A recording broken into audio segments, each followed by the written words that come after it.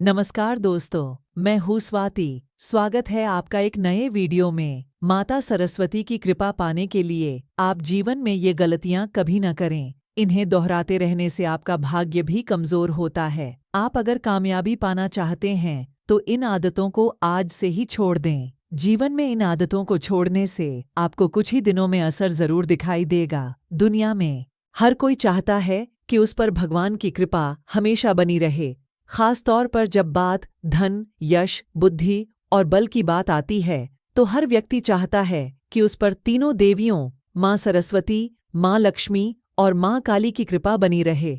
जीवन की यह सबसे बड़ी सच्चाई है कि भाग्य को मजबूत करने के लिए कड़ी मेहनत भी बहुत जरूरी है। आपने अपने आसपास ऐसे कई लोगों को देखा होगा जिन पर देवी लक्ष्मी की कृपा तो होती है, लेकिन देवी सरस्वती उन पर विशेष कृपा नहीं बरसाती।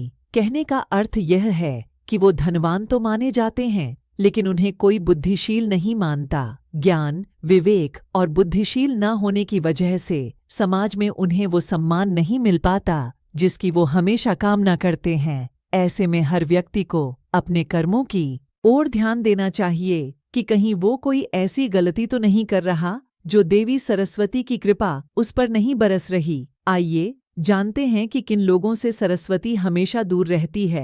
कहते हैं आलसी लोग न कभी भी ज्ञानी नहीं बन सकते। जब आप आलस को अपनी आदत बना लेते हैं तो धीरे धीरे यह आपका स्वभाव बन जाता है। इस स्वभाव की वजह से ना ही आपका मन पढ़ने लिखने का करता है और ना ही आपका मन कुछ नया जानने का करता है। इसका असर आपके व्यक्तित्व पर पड़ता है और आपकी छवि विवेकशील व्यक्ति की नहीं बल्कि आलसी की बन जाती है। इसके अलावा दूसरों का अपमान करने वाले लोग इस दुनिया में हर व्यक्ति की कोई न कोई उपलब्धि होती है। उपलब्धियों का बल्कि अपने संघर्षों को पार करते हुए जीवन में बिना रुके आगे बढ़ना भी एक उपलब्धि है। हम सभी जानते हैं कि दुनिया में ऐसा कोई व्यक्ति नहीं है जिसके हिस्से कभी दुख ना पड़ा हो। इसलिए साहस के साथ दुख को झेलना और अपना कर्म करते रहना भी एक सच्चे योद्धा की पहचान है। ऐसे में हमें कोशिश करनी चाहिए कि हम किसी का अपमान ना करें। दूसरों का अपमान करने वाला व्यक्ति देवी सरस्वती की कृपा कभी नहीं पा सकता। इसके अलावा दूसरों के विचारों को न सुनने वाले लोग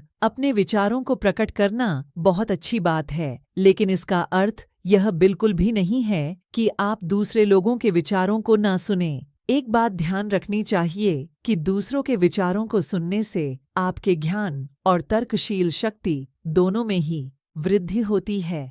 कई तरह के विचार सुनने से आपको और भी बातों का ज्ञान होने लगता है, लेकिन अगर आप हमेशा अपनी बातों को सबसे ऊपर रखते हुए दूसरे लोगों के विचारों को सुनने तक के लिए तैयार नहीं होते तो इससे आपका ज्ञान और विवेक बहुत सीमित रह जाता है। इसका सीधा सा अर्थ है कि देवी सरस्वती ऐसे लोगों पर कृपा नहीं करती हैं। आज का वीडियो यहीं तक। ऐसी और जानकारी के लिए चैनल को सब्सक्राइब कर सकते हैं। वीडियो को लाइक और शेयर करना न भूलें। धन्यवाद।